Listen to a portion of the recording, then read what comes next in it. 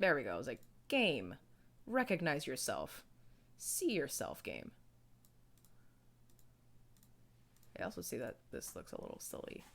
Hold on, family. Let's give this a second. Okay, there we go. That's good enough. Hello, everyone. Welcome to the board meeting. My name is Janoma Magong. I'm a second-year PhD. And we acknowledge that in Milwaukee, we live and work on traditional Potawatomi, Ho-Chunk, and Menominee homelands along the southwest shores of Michigami, part of North America's largest system of freshwater lakes where the Milwaukee, Menominee, and Kinnickinnic rivers meet, and the people of Wisconsin's sovereign Anishinaabe, Ho-Chunk, Menominee, Oneida, and Mohican nations remain present. Now, I'm pretty sure that you can all hear me, but you can't hear this lovely music or my friends who join me, but now you can. So, lovely friends who are here, who are you? Well, I'm Chris, and I'm a PhD candidate at UW Milwaukee, and working on my dissertation, which is about the Danish director Nicholas Winding Refn. That's where I'm at. Cool. That's all right. I'm an MA student working on my thesis and taking a class. Things are great. I deeply feel that. What class are you taking? I'm in Thomas's anthropology class. Yeah, and it's so good. At least I'm liking it. I think that's just lit. Yeah. Excellent. So, we have returned for another week of probably the most beautiful game in existence, physical or digital, which is Wingspan, with the world's most soothing music. Like, what can possibly go wrong when this is what you're listening to? Right? Nothing. It's just very... It's just so All right. So it looks like I'm first. It does look like you're first. So, Desiree, have you played Wingspan before? I have not. Welcome to Birds. The game is Birds. Here you catch birds, and by catch, I mean you offer them yummy food, and then they come to your habitat, and they hang out near your house. Mm-hmm. And so, Chris, could you provide like a kind of cursory overview of the game, maybe, just so Des is kind of oriented? Absolutely. So, Des, are you looking at the screen right now? Yes, I am. So, do you see the little squares up in the upper right corner? Mm-hmm. There's 4 of them there, and what those are the win conditions for each round. Okay. So, for our first round, the goal is to try to get as many birds with that type of nest. You see the little circle with the like the tree with the hole in it there. Mm-hmm. The goal is to try to get as many birds with that type of nest with eggs in it. The person who has the most gets the most points for that round. Second one, you just got to have the most eggs in the bowl type nest. Okay. Third round, you want to have sets of 3 eggs in all of your habitats. That's what those little symbols at the bottom are. It's the swampland, the prairie, and the forest. And then for the last round, you just want to have the most birds in the forest. So the way the rounds work is there's 4 rounds. The first round consists of 8 turns. The second round consists of 7 turns. The third round consists of 6 turns, and the fourth round consists of 5 turns. On your turn, you can take one of 4 actions. You can play a bird out of your hand. You can gain food from the bird feeder. You can lay eggs on your birds, or you can draw more bird cards that you can then play later. Okay. That's really it. Does that make sense? Yes. All right. Hell yeah. So, looks like I'm first. So the first thing I have to do, and I'm sure people probably aren't seeing my screen right now, but I have to pick. I have food and I have birds. I have to pick a combination of 5 of these things. So let's see. I have 1 bird that has the required nest. So I'm going to keep that little bugger. And then, alright, I got one with the bowl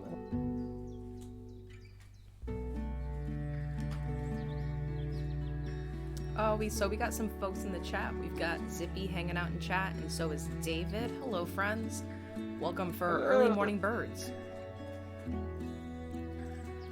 Also, can I just say, this Stellar's J, yo, that is so pretty. I don't see it. I'll have to It's look in at the, if you go to the water region, you'll see like the bird cards that are there. Right. Also, if you click on the birds, they make their bird sound. It's so nice. Alright, so I've got my birds, I've got my food. Now I have to pick my bonus card. Let's see.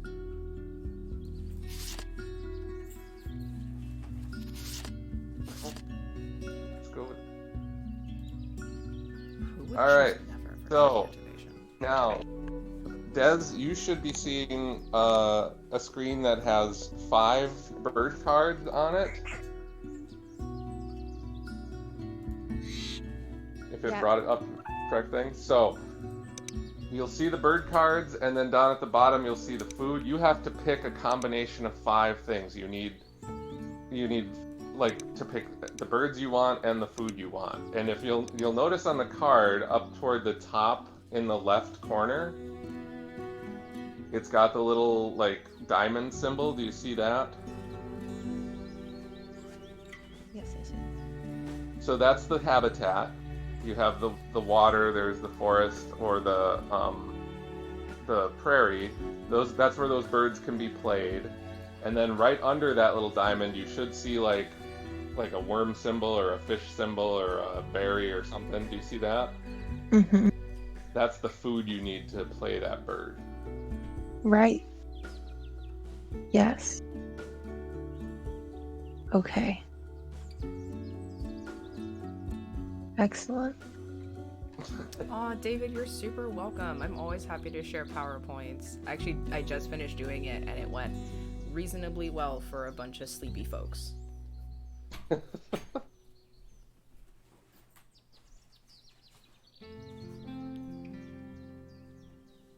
that PowerPoints for the classes you're teaching? Yes, it's PowerPoints for 102. We're getting them started on their independent research projects, and my students are doing waterways in 102, which is super exciting because I've got some students that are really interested in that. So they've already come up with like such cool ideas, and here I'm like, now you gotta like narrow your research, but also you're in a really good spot. Yeah, I know how that goes.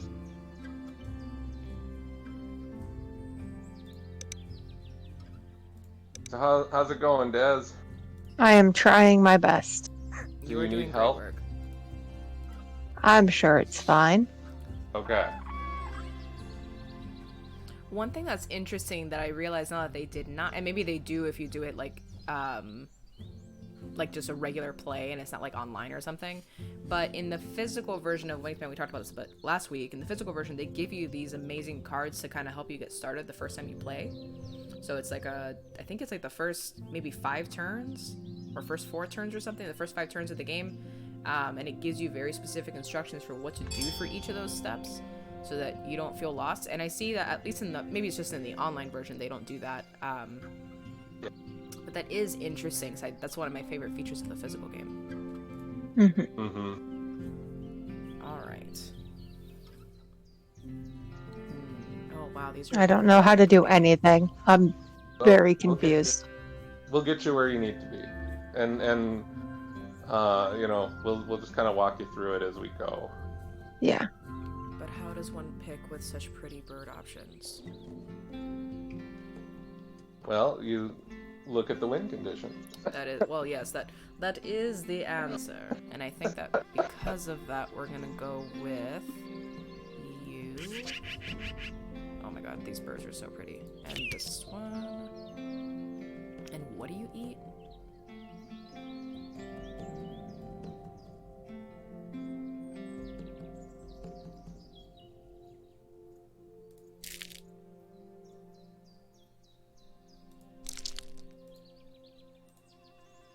Yeah. Okay, I still have one more thing to choose. What does a girl want to do? I think We're gonna be forward action planners. That's what we're gonna do. We're gonna say, maybe we'll eat later. Yum.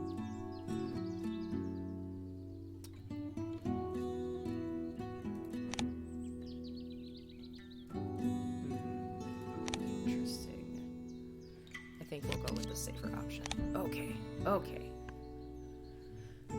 Alright, so David here in the chat says, I love the badgers so much. Oh my god, too. This is so cute. The badger's adorable. Yeah. Reminds me of Wind in the Willows or Frog and Toad, and it feels like it taps into a nostalgic environmentalism that those children's books do as well. Like, nostalgic in a good way. Yes, absolutely. I mean, like, one of the things that I really love is that in the digital version, you get to choose kind of like what your little character looks like. What kind of birdwatcher are you? But you also get to choose this kind of aesthetic background.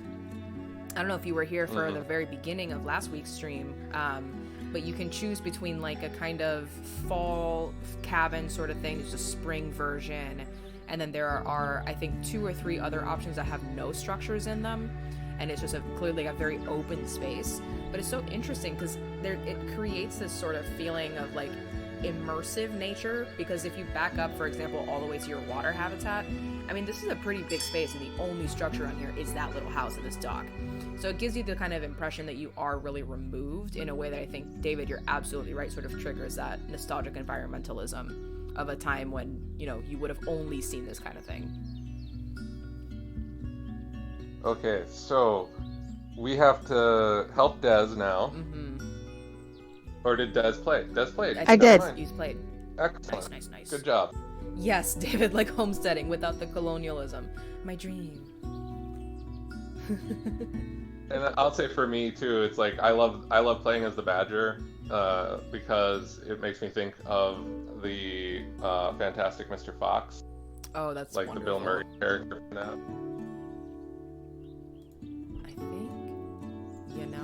I think we're gonna do that.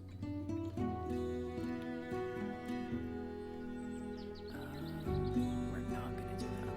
We're gonna get some food. What's in here? Oh, that's what's up. Okay, yeah, let's get some food.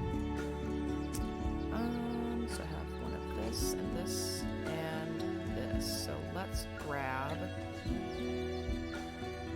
that.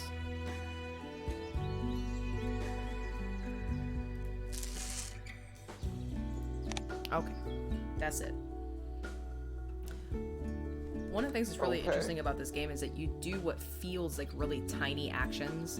Like in that entire turn, I chose one piece of food, but there's such crazy consequence to the things that you choose that I find that this game is really, it has like a really interesting relationship between like your kind of skill over time.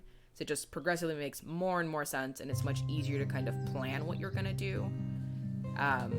So Des, don't feel sad if the first game that we play is like, what the fuck is happening? That was also my first game of Wingspan. That was like my first 4 games of Wingspan. I was like, hey, I won. I don't know why, but I won. I don't know why, but I feel pretty birdie about it.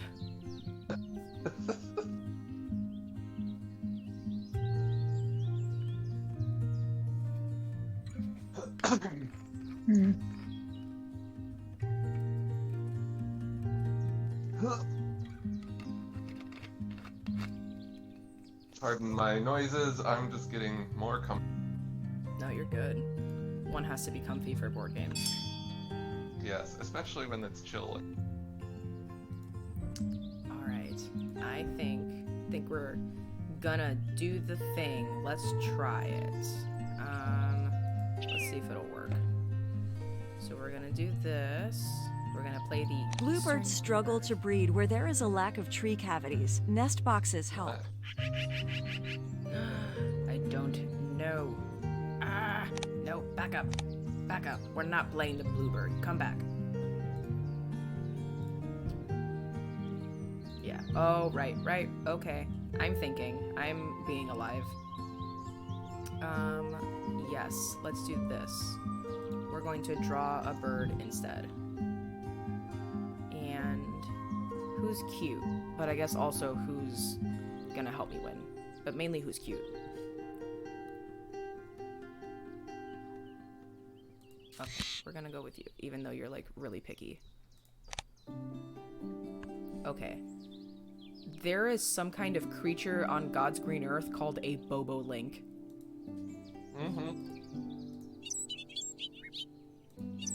Oh yeah, this game really lets me know that I am emotionally 12 years old when I see some of the named birds. It's like, whenever the dick sissel pops up, I can't help but chuckle. American woodcock gets me every time.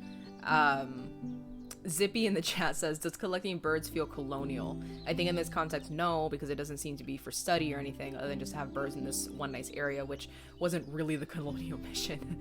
To which David says, yeah, I can see the argument that by putting them on cards, you might be colonizing them, but it seems much more like using knowledge of how these birds exist within ecosystems to develop gameplay, rather than using human conception to put our own styles of thinking onto ecosystems, if that makes sense. I think that totally makes sense. And yes, like, it's interesting because you're kind of doing like something that someone that creates an atlas might do, right? As you're sort of qualifying and coming up with traits and categories for these birds and stuff. Like, you know, for example, if you can see on the screen here, if you click, I think it's right click. Yeah, if you right click on a bird card, it'll switch to its trivia. So it's like there are certainly like human things that are being ascribed to these birds, and they're being kind of put in an environment curated by people. But to a certain extent, even that's not necessarily true. It's really just you have we'll say like a concentration of food in this bird feeder or whatever. But that's the only way that you're really kind of imposing things on the birds. But David, I totally see that. Like, putting them on a card kind of colonizes in the same way that you can read. I just keep thinking of the Atlas people because of a piece I read in a speculatorship class recently. But the work of sort of quantifying these birds and turning them into like their composite parts, I can see that as being a colonial process if we read it that way.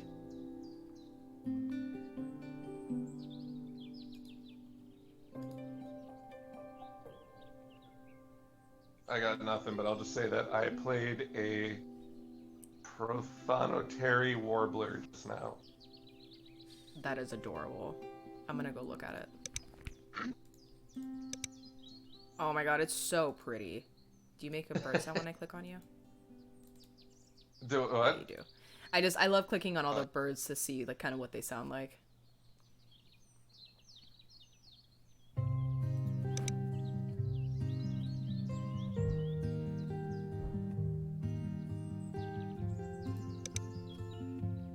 Oh my god, does your space look so cute?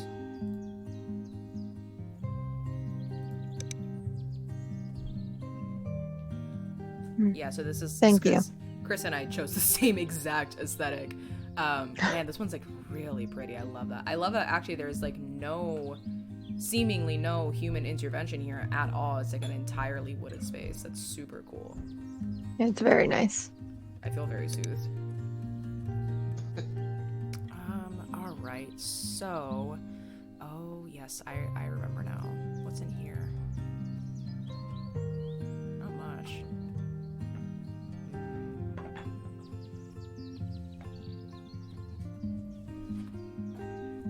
Now, Des, just so you are aware, like I see, you've got your eastern phoebe in your prairie and your black tern in your water habitat.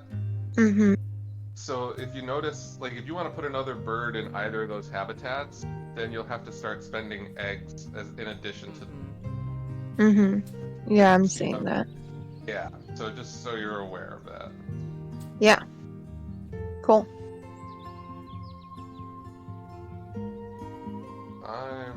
What is happening? Here we go. I clicked the wrong button. Alright, I'm laying some eggs.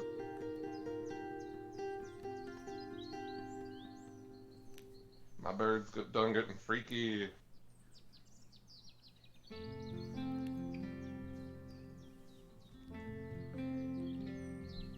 Yes, David, I totally agree. Sorry, I'm just catching up on chat here. Zippy says, yes, that totally makes sense. It's actually very subaltern in that way because it's about learning from the birds about what they and the land need, as opposed to coming in and being like, we gotta Christianize these birds, which is fucking hilarious. And yeah, so that's very much not what we're doing. But David, I totally agree. This feels very much like the aesthetic of bird watching. And I know that that's kind of like the purpose of the game, right? Like you're trying to get all these birds together in your habitat so that you can all be friends. Eastern Phoebe. Oh, yay. Thank you for the worm. I don't know who I should thank for the worm, but thank you. You should thank me, and you're welcome. Thanks for the worm. Oh yeah, is this? And Janelle and I spoke about this last week, but the creator of this game, Elizabeth Hargraves, has another game out that I really want to check out called Mariposas, which is all about butterfly migration pattern. Very fun. Mm-hmm. And it's another very pretty looking game.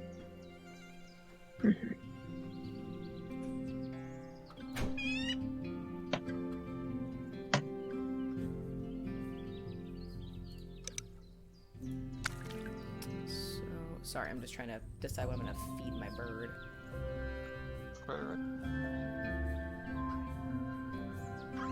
Oh, actually, oh no, that's right.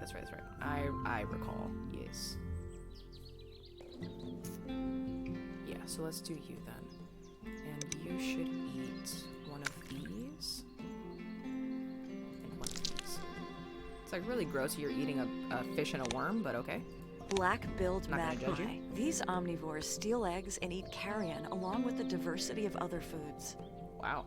Black-billed magpie, here to eat literally anything under the sun.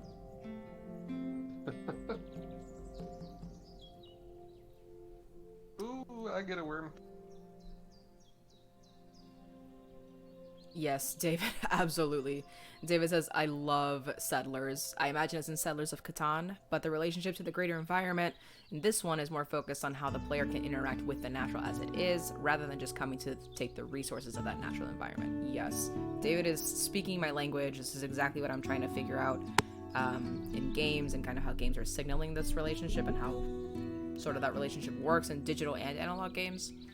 So yeah, a lot of games took a kind of extractive approach to things, right? They sort of just position you the player, in an environment, and it's like, all right, well, take what you need to keep building human stuff, as opposed to a sort of symbiotic relationship with the environment, wherein there is a certain level of extraction in that you are working with the environment. It's not like you shouldn't touch it at all, but rather there needs to be a sort of acknowledgement of the ways in which that is a symbiotic relationship, in that the environment affects us, has a significant effect on us, determines a lot of things about us, and so it's not just about extraction, but rather it's about balancing our kind of relationship. I think that this game does a really good job of kind of doing that. Alright, I think it's time to give these birds some smaller birds, also known as bird eggs. I'm just upset that I re-rolled the food and didn't get any of what I needed. Oh. So frustrating.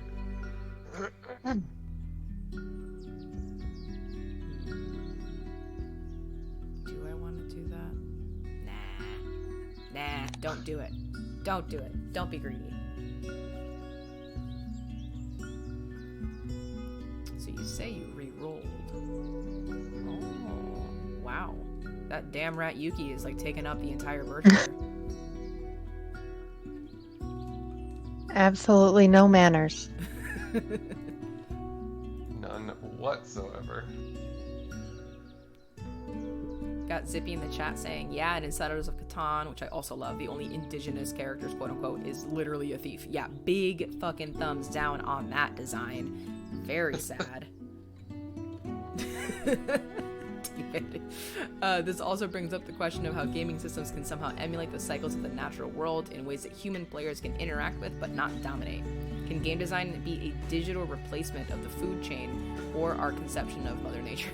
Thanks, Donna Haraway. No, but actually, like, thanks, Donna Haraway. I couldn't be here without you, man. Yeah, no, I think that's a really good question. Like, can game design be a digital replacement of the food chain, or at least of our conception of Mother Nature? I think certainly games, in the same way that literature has tried to do for a very long time, is trying to we'll say, remediate or conceptualize the environment and the natural in a way that is not sustainable necessarily, but is maybe more tactile, in that games and other forms of media that seek to represent like a really natural, realistic environment are generally trying to make that environment accessible in some capacity. Like if you read, I don't know, like nature writing, 19th century nature writing, these people were writing things that they were seeing with their eyes for people that would not see those things with their eyes. And that is generally the case, I think, in games that seek to create this super realistic environment, right? Like if you think of like a AAA title that takes place in some kind of, fantastic or somehow inaccessible climate, I think a lot of like the Tomb Raider series, because I've worked on that a bit. But I mean, the game environments in games like that in these AAA titles are ridiculously realistic. They seek to kind of build on the fantastic mysticism of this environment that we can't really touch or get to, and create a sort of accessible way to do that. But the problem comes in when, yes, you create this accessible environment, but you layer on this like constantly extractive attitude where literally the only reason to be in that environment is to use it for your own human purposes. And that's where it gets tricky.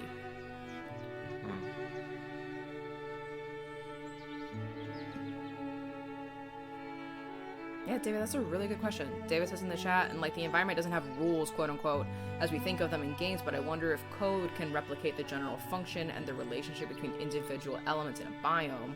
Just as an example, I don't speak code because computers are scary and confusing, but immediately what I think of is like mushrooms are the original internet, like literally they're like a natural network that communicates how the internet does. And so yes, I imagine that as is often the case in the way that humans design things, there is some kind of like root in nature. And so I think that I'm not an expert in code at all, so I don't know, but I imagine that the ways in which you're sort of tying pieces together in code and creating these kind of like hierarchies and shit, I think that there's definitely something there in how it's being parallel to like natural hierarchies. Alright, yo, I think it's time to put some birds in this area, if I can feed them. Can I? Damn it. No. Time to get some food. Get out of here, Yuki.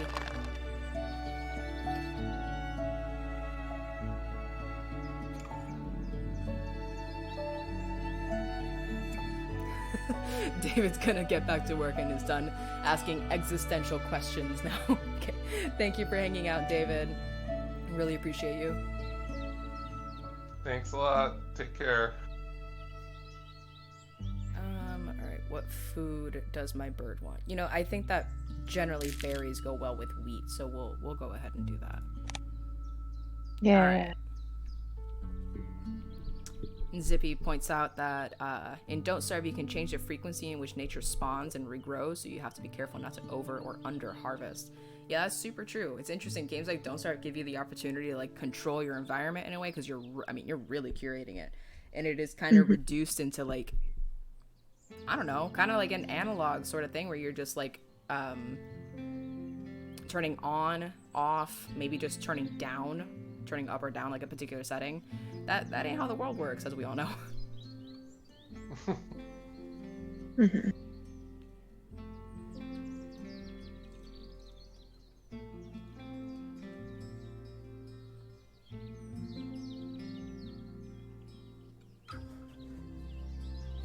Okay, David said that he's still hanging out, he's just not gonna comment. Sorry, Chris, go ahead. I was gonna say, Des, just so you know too, in the bird feeder, if you ever get down to like 4 of the same or 2 of the same, you can re-roll those and try to get things that will help.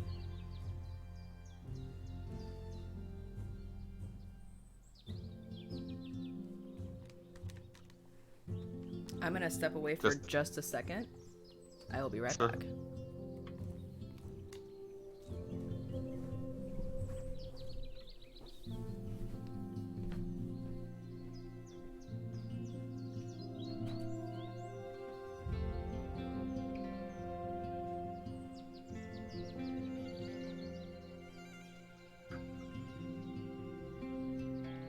So right now I can't see the chat or anything because I'm on my Switch, and so if anybody has anything to say, I apologize. Janelle will get back to you. whence she returned. Yes. And so, Des, is the game starting to make sense at all? Kind of. Yeah. Solid kind of. have Are my birds gonna go away at the end of this round? No. Excellent. Okay, cool. And so that way you can also start, like, working toward the other win bonus or win thing for the different rounds. That's good, because I haven't seen any of the little hole in a tree nest birds this entire time. So, Yeah, I have one, and I haven't been able to pull any others. Alright, I have returned. welcome back. I have a crow now. You have a crow? Hell Yeah. Do you feel super cool? I do. It reminds me of how I feel when the big murder of crows flies by my window every couple days. That's wild. Yeah, there's a tree like just a little over that they like to roost in. I think a witch lives nearby. That's amazing. It's very fun. Yeah, no, dude, that's awesome. We have like some robins that hang out in this area that are super nice. I mean, I'm from deep city Miami, so like pretty birds are not something that really happens there unless it's a pelican. So I am like floored every time, like, is that a robin? That's so pretty. Me and my cat are just like staring out the window. Mm-hmm. Oh, you know, I think I will. Yeah. Steller's J. Naturalist Georg Steller saw this bird on a Russian exploration to Alaska in 1741. I will say this bird's trivia is not about the bird. Which bird is that? The Steller's J. Naturalist George Steller saw this bird on a Russian exploration to Alaska in 1741. I mean, cool origin story, but I would like to know more about the bird. I know. I'm interested in how much time it takes to get that mohawk just right. Because, like, that is pretty intense.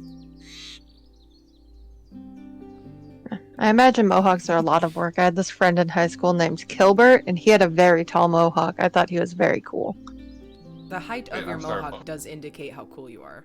It was like a couple inches. It was crazy. That's pretty cool. Yeah, he decorated it like a Christmas tree every year.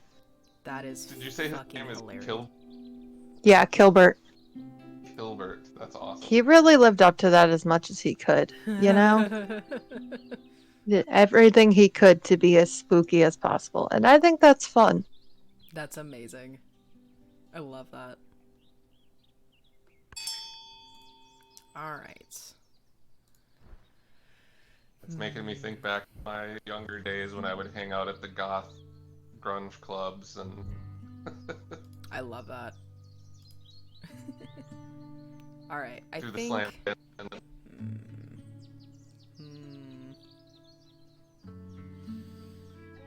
What are you thinking, Janelle? Oh, I'm thinking. See, because like I did not really invest in the first task. I'm looking at other ones. And so I think I'm just gonna double down on that choice, and I'm gonna pick me a bird. Oh, you know? Okay, should I go for the brown pelican because it's like my favorite and they're so derpy looking, or should I go with the whooping crane because that's actually like a good choice?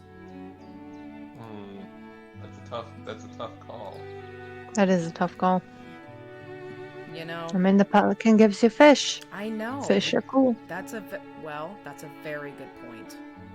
Pelicans provide for themselves. All right. There we go.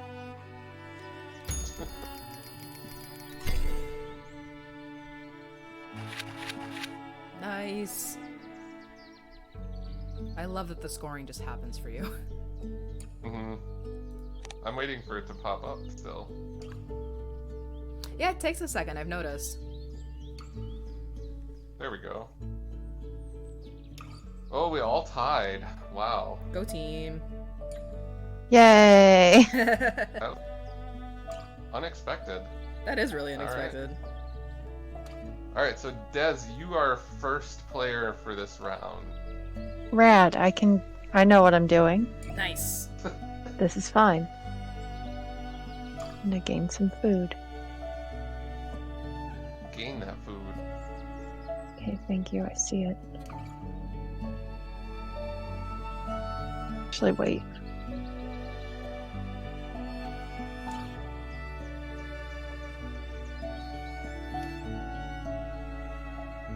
I'm very indecisive. Okay, reroll it, please. Thank you.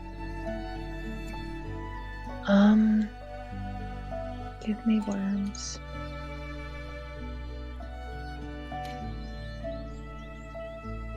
Yes. Would like to lay an egg down here. So wants me to kill an egg. Oh no. I'm good. I'm not gonna. Yeah, I'm gonna skip that power. Sacrifice the egg.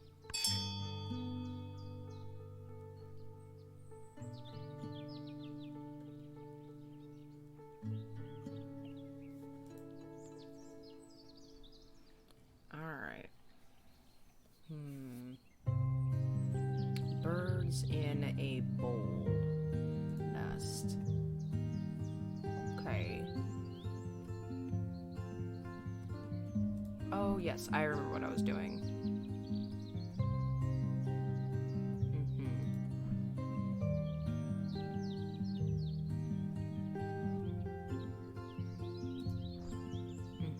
Okay. Ooh, you are coming to my house. Okay, I have drawn a bird. Whee! And you drew the one I was. How? Oh, hey, we've got some folks in the chat here. TBE88. Oh. This is called Wingspan. Yep. Thank you, XLDM. And this is the digital version of Wingspan. Wingspan is traditionally a physical tabletop board game, but today we're playing the digital version. Yes. I'm going to play my snowy egret. There we go. And if you were interested, in the 1880s, snowy egret's wispy plumes were literally worth their weight. That is sad for those birds. Did you say that it was worth their weight in gold? It was literally worth their weight in gold. Oh. Those birds are like, actually, they're worth more on my body, thanks. Alright. Ah, yes. Oh, thank you for the worm. You're welcome. I am a generous benefactor. I believe it. You are right now. Okay. Alright. I can do that, but I cannot do this. Okay, I think we're making a choice. Let's do it. And we're gonna discard. Sorry, buddy. We're gonna toss you right out of there. We're gonna grab these two things. We're gonna move along. And re-roll. Gonna grab this. No, take it, take it. Yeah, okay, okay. Phew, okay. Alright. That's what's up. We're gonna get some birds in this house. Gotta love birds in this house. So, weirdest places that you have ever seen birds. I'll start. There's a laundromat in Duluth, where I used to live, where the it's one of those laundromats where like the door is never closed, as often is the case. And you would walk into the laundromat. It's like pretty like a thin sort of room that was really deep, and you turn to your right, and up on the top part of the wall, it was opened up and turned into an aviary, and they just kept a ton of birds in there. Like the entire length of the laundromat was just an aviary. It smelled like bird poop. It's not a great kind of like pairing, I think. Yeah, I was gonna say, I don't think that would necessarily lend itself to like clean clothes. It didn't generally. It just gave fear. I went there like once and I was like, are those bird? We're done. And then I left. So let's see, weirdest place I've ever seen. So prior to the pandemic, my partner Carrie Lynn and I would always go to the Chicago Comic and Entertainment Expo, C2E2, which was held at a big venue called McCormick Plaza, or McCormick Place in downtown Chicago. And I remember one year we were walking around and there were just a bunch of birds like flying around inside the convention hall. And not because they were put there, but because somehow they got inside and then could get out again. And so that was like weird and Eastern bluebird. That is super Bluebirds weird. struggle Fun. to breed where there is a lack of tree cavities. Nest boxes. Yeah, that's funky. Indigo. My last Indigo semester at my buildings are undergrad almost always found on university, forest Western edges. Illinois University, we were having this weird issue where birds would hurdle themselves at the windows in the English department, especially on the ground floor, trying to get in. And it was happening all over town. Like, birds were having a very hard time with glass that year. But one of the birds managed to get into the English building in the student lounge. So there's just a robin in there for a while. And she wasn't thrilled to be inside. So we were trying to help her leave, but it was an event. So...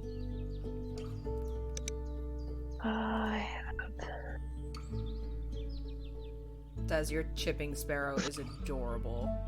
Isn't she just so cute? I love her. Come here.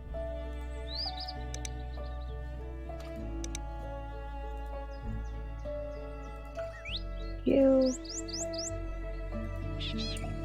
Whoa, Janelle, Bird. you got like a lot of birds out right now in your prairie. I do. It's a busy prairie. Alright, let's get some eggs on these birds. Wait, not you.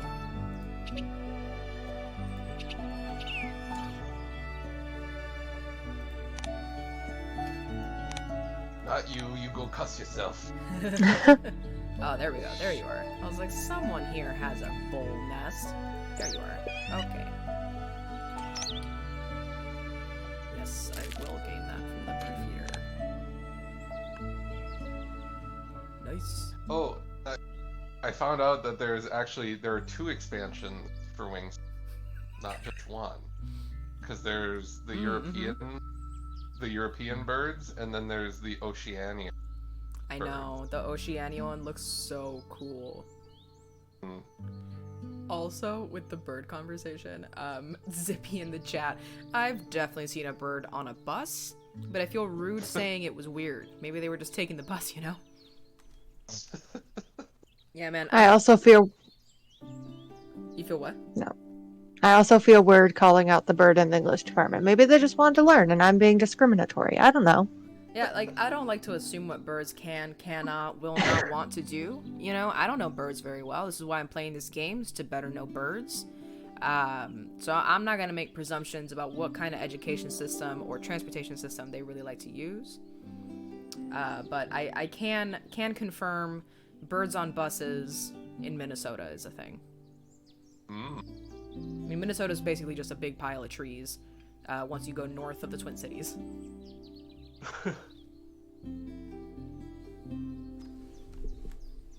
I just played my Bobolink, I'm not how that's pronounced, but I think it's bobolink.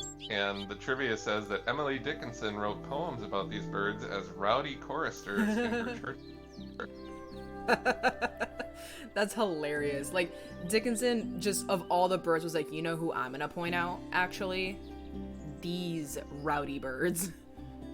These boisterous mother cussers. Alright. Let's see. Big pines.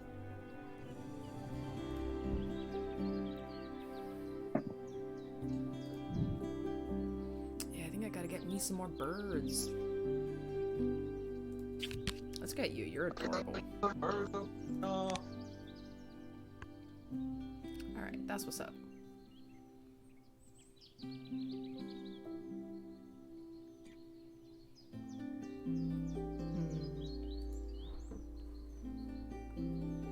Already, Chris, we're seeing that the bird feeder is moving much faster in this 3-person game. Mm-hmm. Oh yeah. We were playing a two-person match last week, and like the food sat in the bird feeder for like I think easily a whole round. Where like we maybe changed it once because it didn't have anything that we were looking for, and so it was really reluctant to draw something that you didn't need just to get a reroll. Mm-hmm. But with 3 people, it's trucking along pretty nice. Yep. Yeah, I have played this, like, because when you play just, like, the local game, like, I can play with Carrie, and then we'll put in, like, 3 AIs, so that the food's really fast. Oh, I'm gonna do that with Christine. That's super fun. I like that you can play several people on the same device. That really helps. Yep. I'll just say, watch out for the cedar waxwing, because that one is the one that always beats. That one will get you every time. Alright. My bird says I'm not so sure about this whole thing. So... do I want to do that? I really can't. Can I? Yeah, no, I didn't think so. Well, that's unfortunate, but I think that that's fine. So let's grab one of these. Yes. Okay.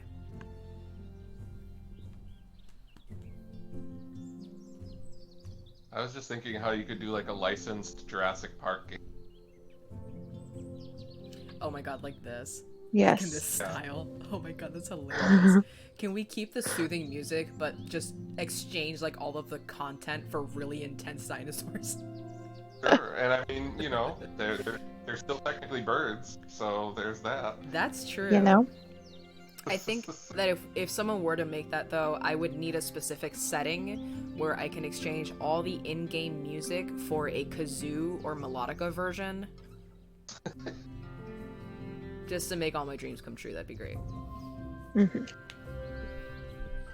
Well, that doesn't help me. I drew a bird and it didn't have a bowl nest. Boo. A little bad. Alright. No, that was not a very good turn for me. Yeah, I know. Some of these turns I have felt medium about. Yes. You know what, SZJE, we do not actually want to become famous. It's funny that you ask, but that we're not interested. We're okay with like our kind of medium fame. I'm gonna hop into... Wait, you guys have medium fame? I don't even have that. Medium fame in that we have all of our friends watching our own stream. Yes. I'm gonna hop into mod view real quick and decisively say, no, we don't want to become famous, thank you. No, I'm not fame kills, you know? Enough famous. Alright, now... I don't want...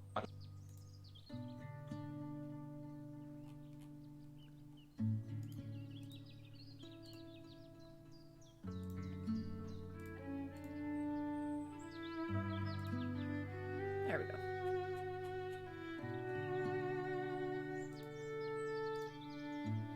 Alright, all taken care of.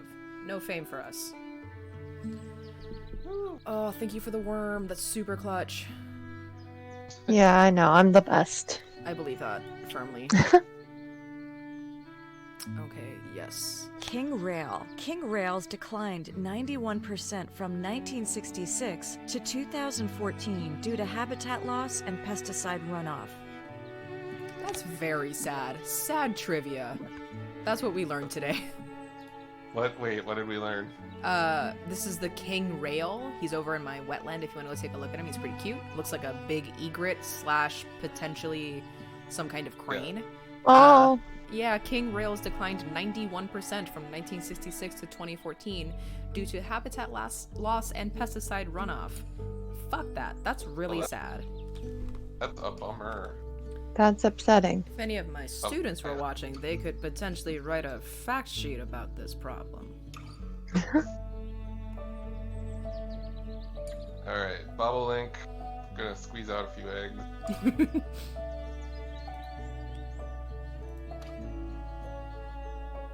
Oh, we tied. Mine is still loading. I think that maybe Mine it is also loads loading. faster if it's your turn and it's the last turn. Mhm. If you're the Awesome. last one, yeah. Oh, snap. Good job.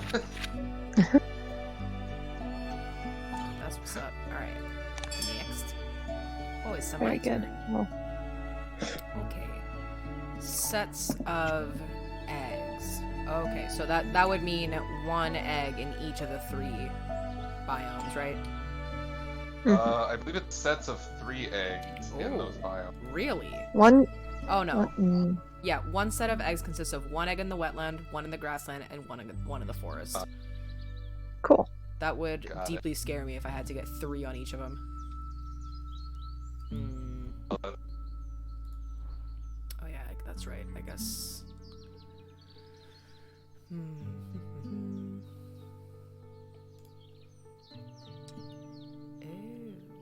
Boy, that says Phoebe would have been useful last round. So.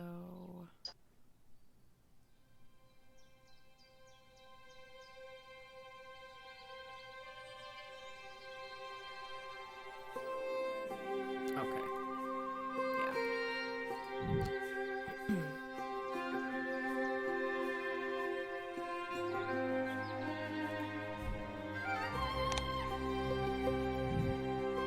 Yeah, okay. So, who doesn't have one here?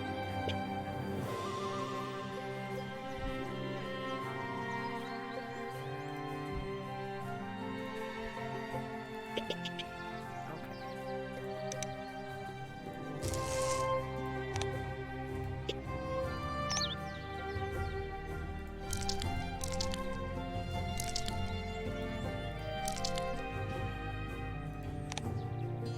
Must be some strategizing going on. Now it's just laying some eggs. Laying? Mm. All right.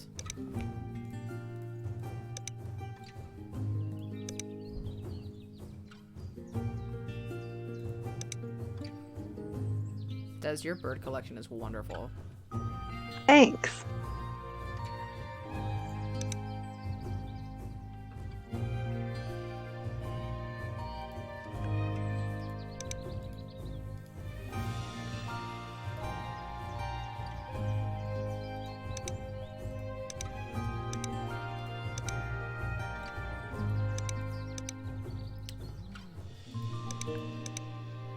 Uh-oh, I heard a revelation.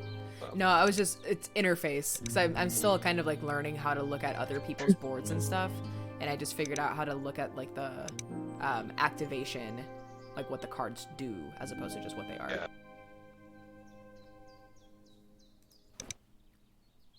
Yeah, I remember one time when I first started playing this, I somehow switched everything over to the trivia, and I was like, how do I get it back? I don't know. and then I finally figured it out by accident. That is how I feel I figure out most things in this game. Oh yeah. I think that's how I figure out most things in most games. Yeah. It's like, oh wait, that is how that works. speaking of games, I meant to tell you about this. I have coming in the mail a game designed by some folks at a university up in Canada where it's called The Medium, and it's a game based on Marshall McLuhan. Interesting. Oh, Interesting. Yes. So I'm super stoked about that. yeah, it That sounds is awesome. very cool. And the other game that I have coming that I ordered from Mondo Games, the people who did Video Vortex and The Thing and Stoner Parking Lot, among others, is a game called Dream Crush, which is an updated version of those old mystery date style games. Interesting. Very cool. But with very modern problems thrown in.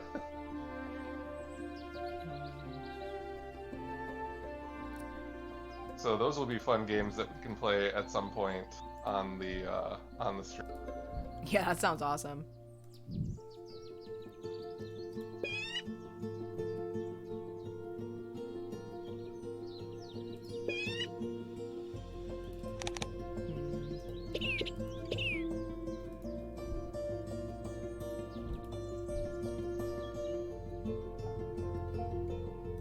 Yeah, man. All right, let's back on out of here.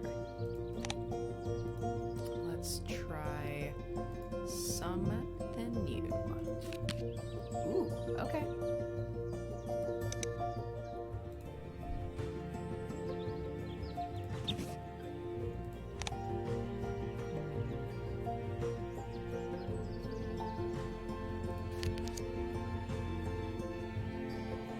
Nice. Okay.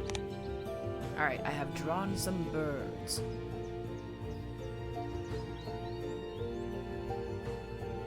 Alright, what do I want?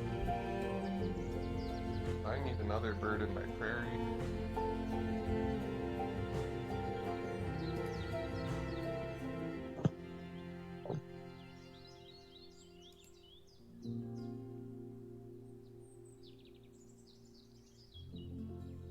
For anybody currently watching the stream, this bird that I've got pulled up, the belted kingfisher, looks a little bit like he's got like space age glasses on. Pretty cool. 10/10 would recommend.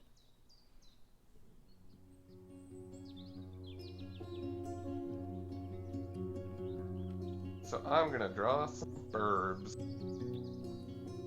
It's bourbon time. That means something else.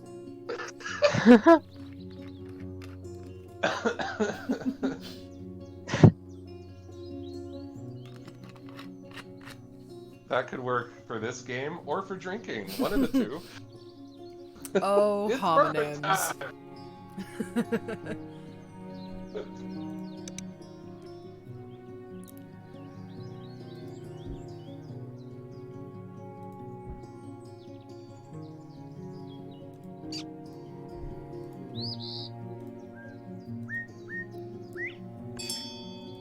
Alright, that northern bobwhite is adorable. Isn't it? I really like the little flowers. Okay, let's put you here. And it looks like my Dream Crush game just showed up. Oh, nice. What? Awesome. That's exciting. Alright, so I have to go into Janelle's thing and see, what was this bird that you were saying looks like it's wearing glasses? Oh, I haven't played it yet. Oh, okay.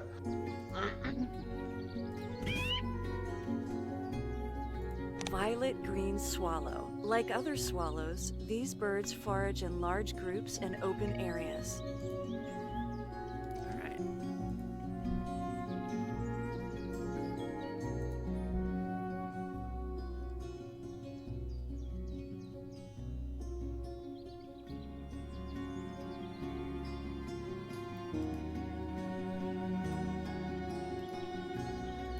Okay, I'm not a scientist. We're just gonna leave with that. I am not a scientist. Okay. But if you scroll to the birds currently in the bird pool, I'ma say that red-bellied woodpecker does not have a red belly, but a red head. That all this is, about? that does appear to be true. What's this? What's going on? Science? Like, you can just call it to science. Science, I have you on the phone. Tell me about Hello. birds. Yeah, we got Ludo Scholar in the chat. The music is lovely. It really is. I mean, honestly, like, this is easily one of my new favorite games, and in large part, it's because of the music and little things. Like, there's a little dragonfly flying around as I move into the wetland, and there's, like, other things sort of engaging with my environment as I move around. It's really sweet. It warbles like a bird. Actually, Ludo Scholar, check this out. So when you click on birds, you hear their little bird sound. You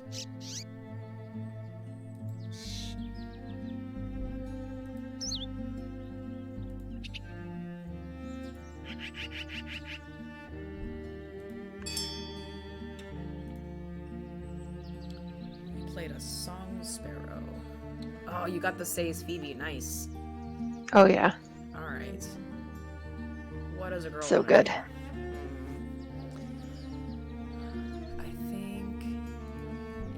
I think it'd be time to... Oh no, you're fine. You were laden. I do quite like when, like what Des has here, you know, in the prairies, you've got the eastern phoebe and the says. I like it when you have Yeah. the similar birds, but you can see like the differences. It's really because I remember I think when we were playing, Janelle, maybe it wasn't when we were playing, but it was recently. I had two like different types of cardinals somewhere. Like, wow, Oh, that's yeah. really to like put them side by side like that. It is really nice. And I wonder too, like, once they... I don't know if they're doing it, I guess. I'm just assuming that they are, because it'd be sad if they don't. But if they create the expansions in the digital game, I'm curious to see kind of how those ecosystems are going to work together. Like, are you able to use the North America base game with the Oceania base game? Or is it more geographically specific? Because they don't show you this on these cards, if I'm not mistaken, but on the physical board game, at the very bottom of every bird card, it has a flattened world map where it grays in the sections of the world where this bird is populous. And so I'm curious about, so for folks that don't know, the base game is all North American birds, so it's all throughout North America, of course, and other places, but for sure they're in North America at least. And so I'm curious about like where and how the geographic boundaries of the game kind of work. So like if you have birds that are only in Oceania, can you play that while you're playing the North America deck? Yes, no, maybe so. Yeah, I don't know. Yes, Ludo Scholar is like a sleep machine, the game. No, it totally is. If it weren't for the fact that the game itself is so engaging, it would be a total sleep machine. It's so soothing. Yeah, they did a great job like translating the board game environment. Alright. See that there's some food in there. But honestly, I think I just gotta keep on keeping on. I should also point out that we're playing this month, along with some other games designed by women to celebrate Women's History Month and International Women's Day. And just to tie it back to what we did last month, when we played games by creators of color, the list that we were using to find our games was put together by Elizabeth Hargraves, who designed Wingspan. And boy, are we grateful to Elizabeth Hargraves for making this game. Yes. Oh yes. This is fantastic. All right. So, but actually though, next time that I play the game not on stream, I'm gonna put this on my speakers, and I'm very curious about how my cat's gonna react. Because she's like deeply into birds in the way many cats are, which is bad news for birds. So Yeah. I just see her like batting the shit out of my monitor like constantly. Oh. Goodbye. You're back. Who's back? Chris is back. Chris is back. Ludo Scholar asks, is this a digital version of a tabletop board game or just digital? So this is a video game version of the physical copy of Wingspan. I don't know who made the game. I really should find out because it's really good. As far as digital versions of board games go, like this is damn nice. But there's a physical version made by Stonemaier Games that is just fantastic, and they did a really good job porting this into a video game and keeping the kind of feeling of playing the physical game. It's really well done. Yeah, they did a great job on this. Who's that? Oh, and also, for anybody who is interested, if you buy the physical copy, so far as I know this is always true, but it's been true so far for everybody I've told this to, they send a coupon for the digital copy in the physical copy box. So, yet another reason to buy the game. Mm-hmm.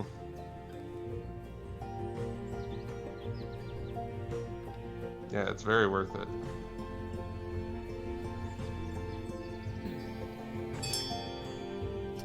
I was just humming at the bird fact I got.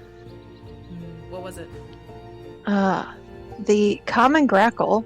In winter, grackles roost in large flocks that can include millions of individuals. That is a lot. That's so many birds. That's many birds.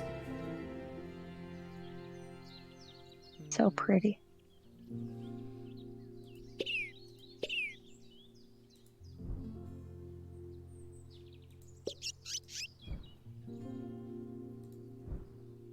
Okay.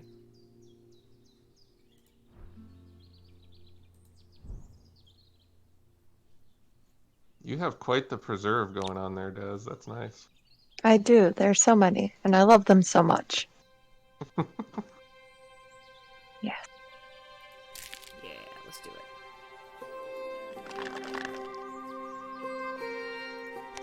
Alright. Now re-roll the food bird feeder. Food bird feeder? It's fine.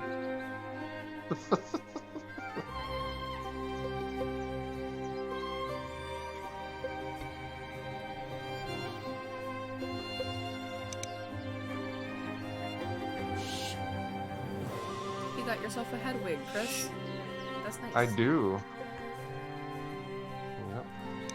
Or it's the owl from Labyrinth. We could go for the old. Oh, I hope it's that one, actually.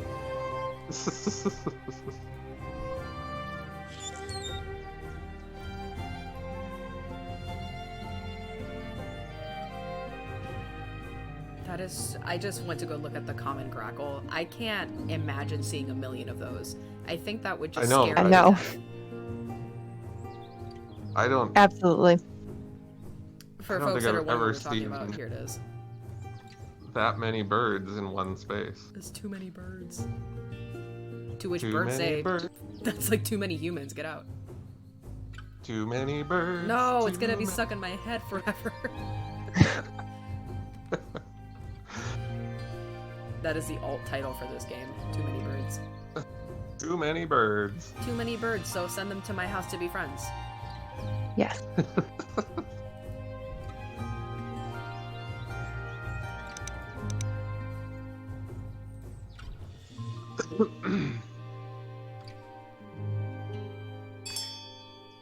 Alright. Yay, thanks for the worm.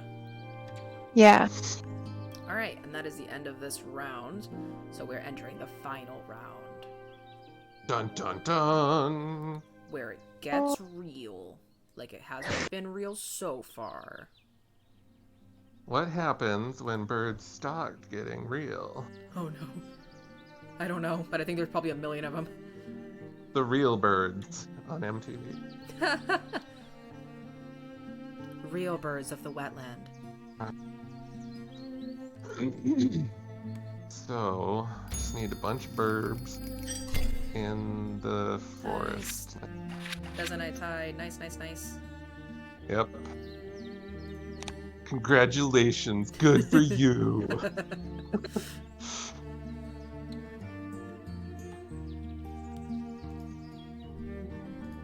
Alright. I'm taking those two. Oh, and you get to go into my forest. Haha, that's even better. Alright. That is me. Alright.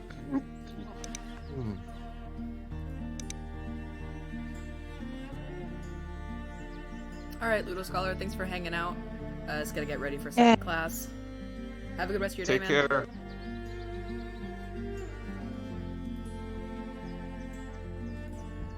Damn, Des, you're killing it on sets of eggs.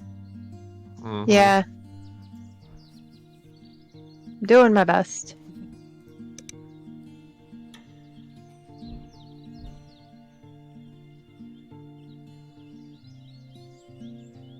It's like, damn. I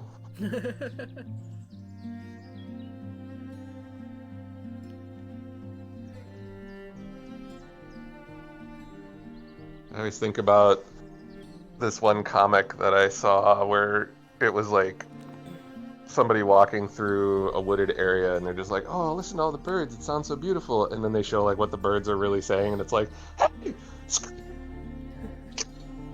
good.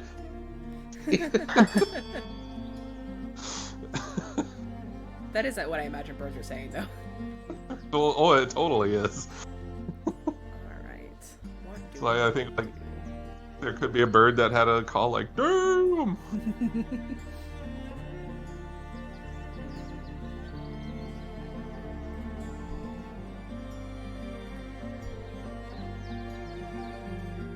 Alright, I think it's drawing time. Drawing time.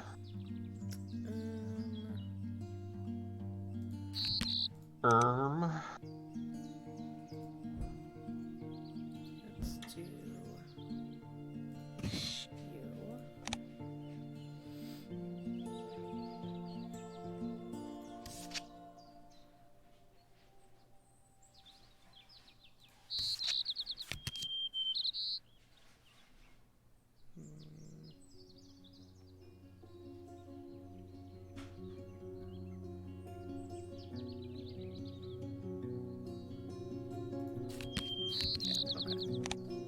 I've drawn some birds.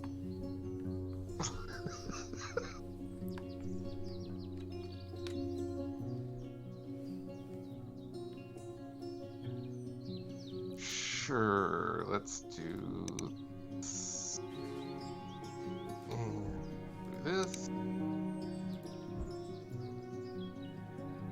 And there, I played my dark-eyed Junko. What is his deal? Junko's summer in the cool woods, but will use more open habitats in the winter. That is a very pretty bird. The Junko? Yeah. Yeah, he's cute. Alright. Let's get some birds. Bleh. You know, that's a great idea.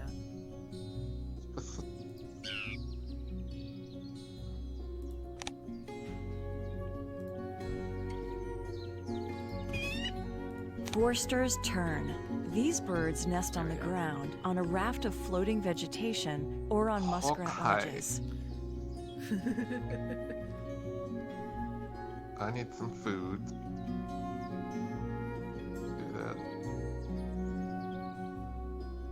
Well, that. What? That. And then we're gonna tuck that bad boy behind that. Whoops, what happened? I hit. Goodbye. Get that. Again. Cool, that was good. Alright.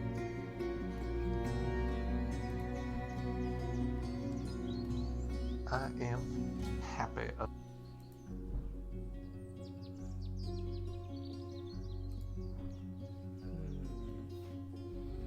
Such thinking has to happen in these last 3 turns. So thinking. Much Much contemplation. Much wondering. So wondering.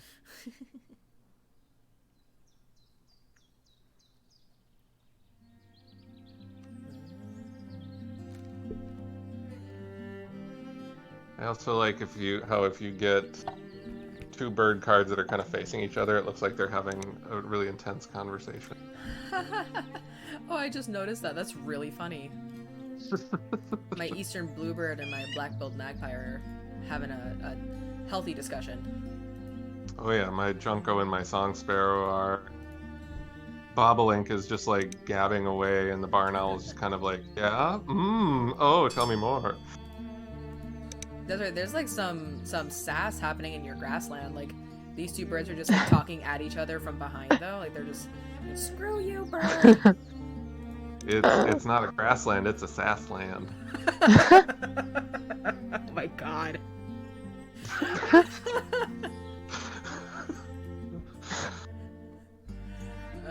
What do I want to do? Come for the birds. Come for the birds, stay for the uncle jokes. Mm-hmm. Oh, thank you for hanging out, Zippy. It's been awesome. We'll keep it birdie. Yes. Alright, Take man. care. What do we want to do here? Oh, I know what we want to do here. Get out of town. Give me that. Alright.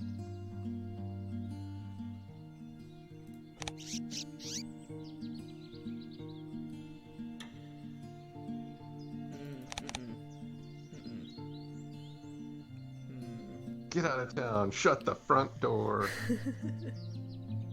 Man. Yeah. Yeah.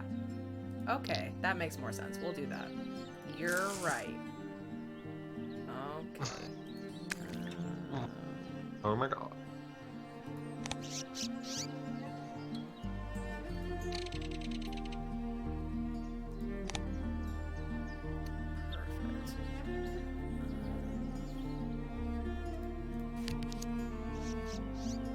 Perfect. Alright. There is nothing for my little bird to feed on, okay?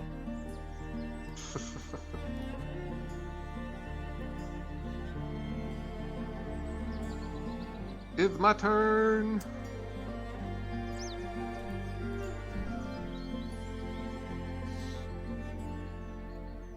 Go back. Do that. I clicked the wrong thing.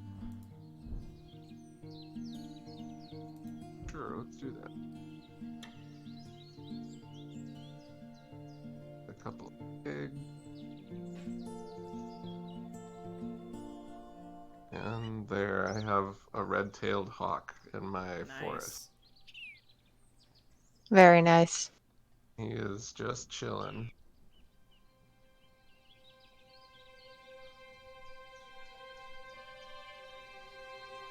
Thank you. That means I get a worm. Yay! Everybody gets a That worm. means I get to play the Mississippi Kite.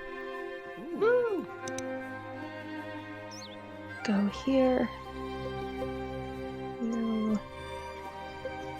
You.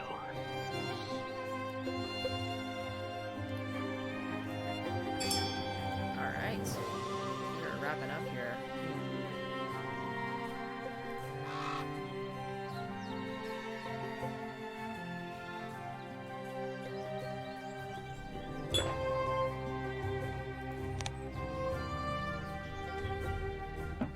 My cat is wild. She just ran in here, into my room, knocked a bunch of stuff over, and then ran away. Alright. I see you, kitten. I was gonna say, is it time for the zoomies? Oh, it's always time for the zoomies. This cat is 100% zoomies all the time. Common raven. Ravens are omnivores whose diet includes insects, That sounds like a rodents, lot. eggs, Kitty, you're up here. birds, I and need you down carrion. here. Yeah. Alright, I played my raven. I'm gonna lose this game, but I'm not really because I played this raven. That's fair. Yeah.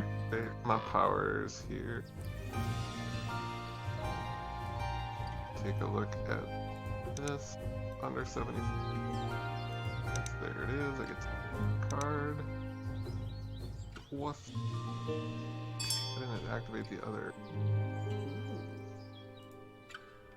Yay, Oh. someone killed something, so I got something. That must have been me. Yeah. That was my red-tailed hawk.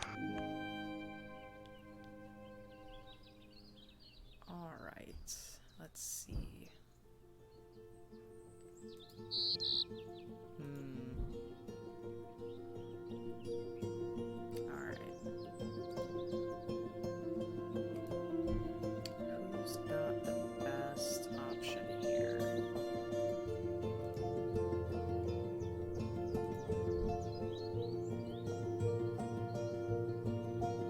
A worm. It's a worm for me. Go with. Okay. Yeah, let's try that.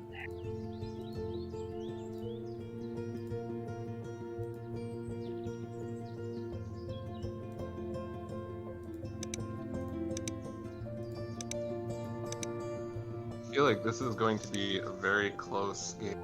Mm-hmm. I think so.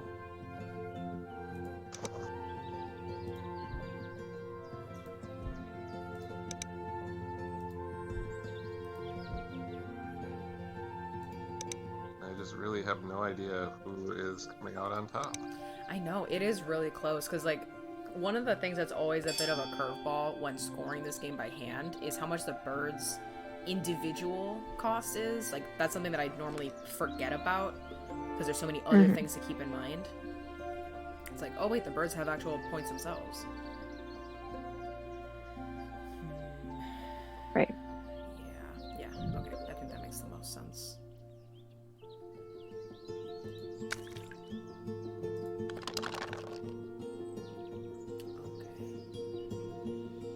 So, while you're talking, I just have to say this. So, one of my favorite games, and you both know this, is Unmatched. From Restoration Games and Mondo Games. And they recently had a contest where people could design decks that would then become official releases. And so they've just announced what the next sets are going to be based on that contest. The first set will be a 2-pack of Houdini versus the Genie, which is coming early next year. And then, separately in other sets, they'll have Shakespeare and Rosie the Riveter. Oh, that's nice. Very cool. Yup. That's amazing. That is very cool. Alright, I think that's that. Yeah, it seems to be. Let's see. It's calculating. Give me the score. Well, Des and I tied on that. Nice. And now we're gonna find out who the winner is. Alright. Wow, that is very close. Well, it was. And then Des pulled out ahead. And then Des just kept going. Yeah. Awesome. Woohoo! Yay, Des, you Well, won your first congratulations, game. Des. That checks out. Des wins every game on the show. Yep. I'm just built different. This is really nice. This is really nice. Okay, so I have an important question to ask. Do we want to play this again next week, or do we want to play something else on our list? I'm fine with either. I like Wingspan a lot, and it's really easy because, you know, we just have to log in and everything's right there. It's not like farting around with Tabletop Simulator, so I'm fine with either. What would you prefer, Des? I don't have a preference. I thought this was really lovely. I've only played it once, so I'd be really happy to play it again. Let's do it again. We're our own bosses. We're gonna play Wingspan again next week. Yeah! Yeah, go Excellent. team! We could just make this Wingspan month if we. Yeah, we I'm just never sad really about like that. Wingspan here. I just really like. We're all about the birds, man. Alright, everybody, so this has been another episode of the board meeting. Thank you to everybody who's been hanging out in chat. It's been so much fun talking with you all. We got some really good conversation. So thanks, everybody, for joining us, and we will be back next week with another episode of Board Meeting and Wingspan. Have a great week. Bye.